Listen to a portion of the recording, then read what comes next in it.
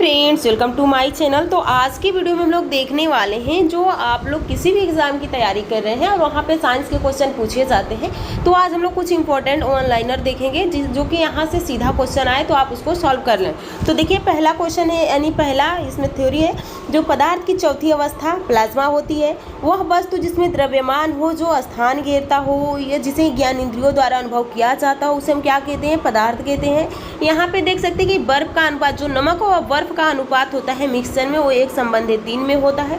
यहाँ पे देखिए, आइस मिक्सचर में पूछा गया है कि आइस मिक्सचर में नमक और बर्फ का अनुपात कितना होता है? तो 1:3 होता है। नमक 1 होता है और बर्फ 3 होता है। जल में अशुद्धियाँ मिलाने पर क्वथनांक बढ़ जाता है। ध्यान रखिएगा, जब जल में अशुद्धियाँ मिलाते हैं, जैसे कि यहाँ पे आप देखिए शुद्ध जल है, लेकिन यहीं पे हमने एक जल लिया और इसमें नमक मिला दिया, तो इसका क्वथनांक बढ़ जाएगा। लेकिन इसका क्वथनांक 100 डिग्री सेल्सियस पे खौलेगा, लेकिन ये 100 कुछ डिग्री पे खौलेगा। तो यही कहा गया कि जब हम अशुद्धियाँ मिलाते हैं तो उसकी क्वथनांक बढ़ जाते हैं। अगला देखिए, यहाँ पे क्या कहा गया है? प्रेशर कुकर में जल का क्वथनांक लगभग 120 सेल्सियस होता है। जल का घनत्व तो 4 डिग्री सेल्सियस पर सर्वाधिक होता है।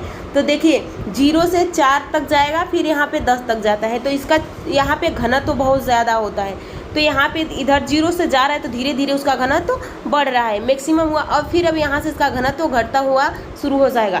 तो 0 से 4 तक मैक्सिमम घनत्व बढ़ता है, फिर घटना स्टार्ट हो जाता है। और जस्ट इसका उल्टा हो जाएगा, अगर यहाँ पे घनत्व बढ़ रहा है तो आयतन घट रहा है, और यहाँ पे घनत्व बढ़ेगा तो आयतन घटेगा। ये क्वेश्चन ध्यान रखिएगा, क्योंकि ये कई बार एग्जाम में पूछे गए हैं। अगला है, इसमें पूछा गया है, अगला कहा गया है कि जल को शुद्धिकरण आसवन विधि से करते हैं। बादल से वर्षा का होना संघनन कहलाता है।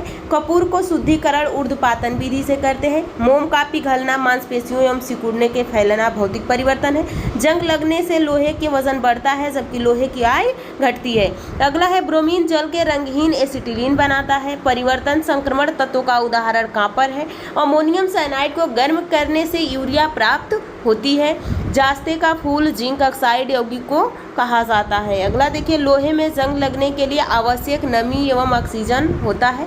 सौर हवाएं प्लाज्मा नामक पदार्थ की बनी होती हैं। ट्रांसफर का क्रोड नर्म लोहे का बना होता है। लोहे के साथ कार्बन के रासायनिक यौगिक यहाँ पे देख सकते हैं सीमेंटाइट कहलाता है। ठोस अवस्था में अग्निशामन के रूप में सोडियम बाइकार्बोनेट का प्रयोग किया जाता है।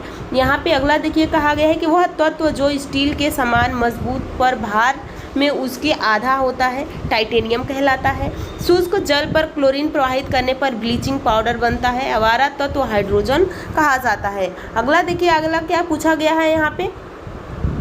अगला कहा गया कि एक ही प्रकार के परमाणुओं से बने पदार्थ को तत्व कहते हैं। धातु में आघात वर्धना का गुण पाया जाता है। सल्फर केवल यहाँ पे पूछा गया, सल्फर कोयले का चूड़ एवं सोरा से बारूदा का निर्माण किया जाता है। बारूद एक मिश्रण है। वायु विभिन्न प्रकार के गैसों का मिश्रण है। पानी और दूध भी एक समांगी मिश्रण यानी होमोजीनस मिक्सचर है।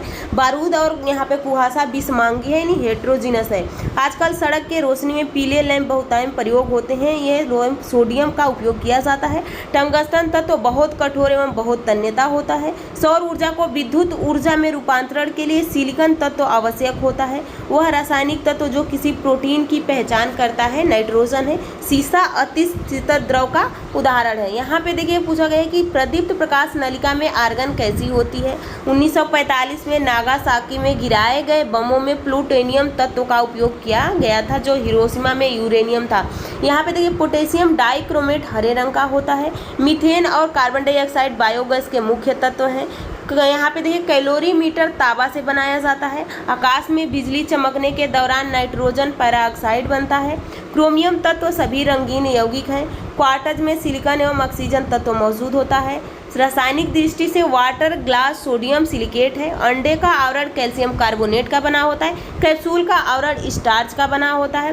डीडीटी का पूर्ण रूप नाम है डाइक्लोरो डाइफिनाइल ट्राइक्लोरोएथेन। जल में सबसे कम घुलनशील गैस अमोनिया है। सोना तत्व सदैव मुक्त अवस्था में पाया जाता है। अगला देखिए, अगला क्या पूछा गया? शीतल पेय अचारों को मुरब्बे और परिरक्षण के लिए उपयोगी होता है, यानी उपयोग में लाया जाने वाला रसायन सोडियम बेंजोएट है। डीजल के जलने से कार्बन मोनोऑक्साइड और सल्फर डाइऑक्साइड खतरनाक विषैली गैस निकलती है।